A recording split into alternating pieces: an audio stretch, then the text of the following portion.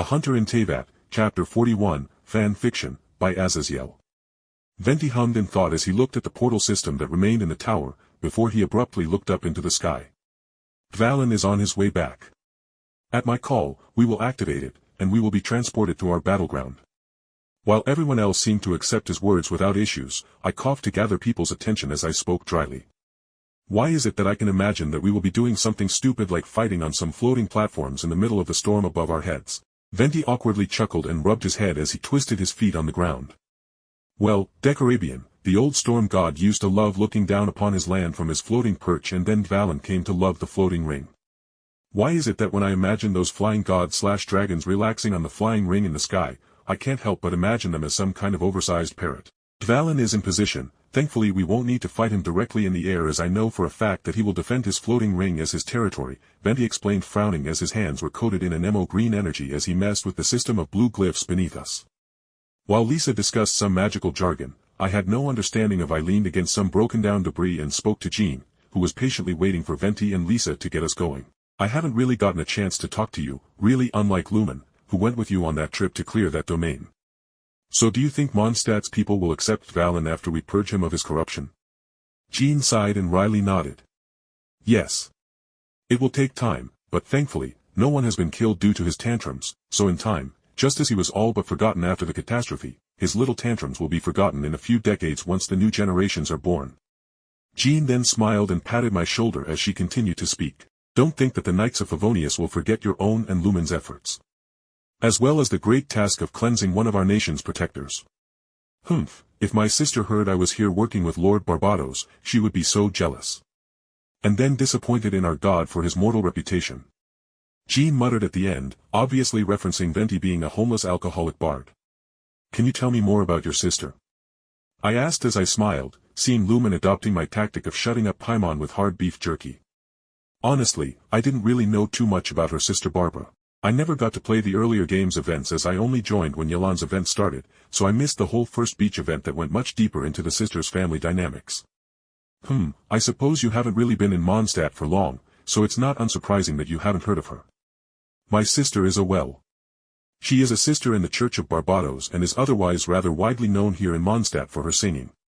Jean shook her head, smiling fondly as she continued. Even we, the knights, are sometimes asked to remove people from the church's property, as some of the citizens have picked up some weird Inazuma habit for calling her Barbara-sama.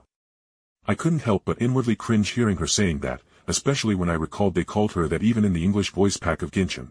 Me and Jean continued to talk a bit more as I shared some of my own experiences having siblings, though honestly, after moving out when I became an adult, we definitely became somewhat estranged, so I kinda understood her feelings of how she and Barbara had difficulties connecting, especially with their very different duties. We got it. Venti cried out as Lisa sighed and stood up, stretching. Yes. Now my back is all sore from bending over. Lisa complained, and I saw her send a glance in my direction, making me quickly look away to Lumen so she didn't get the idea that I was open to another half-an-hour piggyback ride. Everyone, come on over, so we can get going. Venti called out. We all gathered together around the Anemo Archon as the large blue glyph beneath us began pulsating with power. As the glyph beneath us began pulsing more and more powerfully, Lumen grabbed my hand as Paimon held onto our shoulders, and finally, with a flash, our views were overtaken in blue light before it faded, and we were beset by powerful winds. Before we could even assess the situation, we were welcomed by a powerful roar that made our bodies vibrate from the fury contained within. Barbatos, even here, you will hunt me. Very well, I shall respond to your arrows with teeth and claws. Dvalin roared as he jumped off a large chunk of the broken and disconnected ring of platforms flying in the sky, helped up by a powerful storm. As we regathered ourselves, Dvalin, who jumped off his perch, started a powerful tornado using the powerful storms beneath us to amplify his powers, and with a flourish, he broke through the tornado that sprouted up from the middle of the ring with a roar as he flew in front of us for a moment. But our staring contest was broken as Dvalin sent a powerful condensed Anemo meteor towards us from his mouth, formally starting the battle.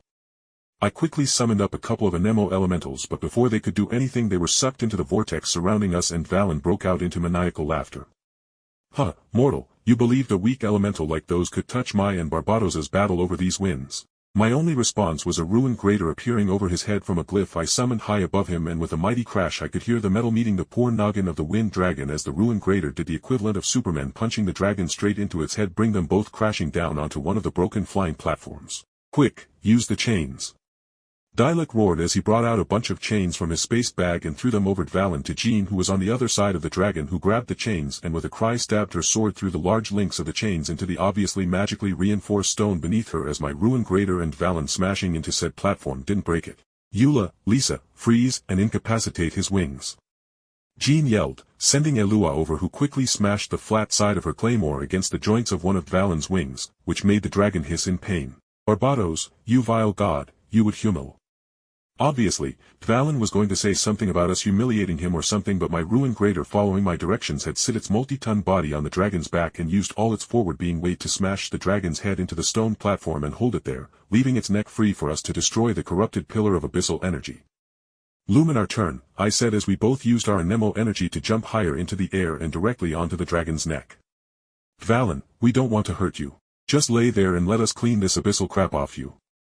I yelled as the dragon bucked and had to be punched in the back of the head by my ruined crater. I will not be executed like some common criminal. I did nothing wrong. Dvalin screeched as he felt our energies pouring into his tainted wounds, and I guess the abyssal energies inside him were going crazy as we were purging them. The rampaging abyssal energies within the dragon were visibly burning themselves out as black smoke radiated off the dragon, but it wasn't for naught as Dvalin went into a totally mindless rage, and it wasn't until I grimaced and all but emptied my aura to summon another 2 ruined craters to hold down his limbs that made me slump slightly in exhaustion. Then I felt a set of arms wrap around me as a set of voluptuous curves pressed against me before Eula's tea and pine scent reached me. I got you, Jake. Just focus on keeping Dvalin pinned down. I nodded tiredly, and finally, Lumen's minute traveler energies managed to dissolve the massive spike of crystallized abyssal energy. Dvalin, we broke one of the yokes holding your mind. Do you feel better? Venti asked as Dvalin slumped at the loss of the abyssal spike on his neck. His only answer was Dvalin's eyes flashing open and blasting an anemo bomb straight into the anemo archon, knocking Venti across the platform and sending the bard into an uncontrolled roll before he stopped. Thankfully he didn't roll of the side of the platform, as I would need to jump off the platform to go retrieve him in case he got injured, as no one else could lift himself back into the air. Teyvet and Jean both rushed over to check on Venti, who shakily got to his knees and shook his head, and had to be carried back over. Meanwhile, I had my ruined guards keep Dvalin's head pushed into the ground as Lumen shimmied across the dragon's body to its lower back, closer to its tail, and began to cleanse the last abyssal spire. You alright, Venti? I asked as I just sat down with Eula next to me on top of Dvalin's neck. Just peachy. Dvalin, my old friend, when you are in the right state of mind, I will throw up an updraft next time you decide to land somewhere. Venti swore, and I couldn't help but snicker at the thought of the proud dragon being sent ass over the tea kettle as he was landing somewhere minding his own business. Dvalin only snorted, seemingly having come to terms with his demise, as Lumen was purifying him, and I was just trying to keep my 3 ruined craters in existence as they were aura hogs, being 3 massive machines. Honestly, the purification of Dvalin was now a bit anticlimactic, but then, seemingly hearing my thoughts just as Lumen's energy shattered the last. Please subscribe to our channel and go to patreon.com/Azazyel to read all his stories.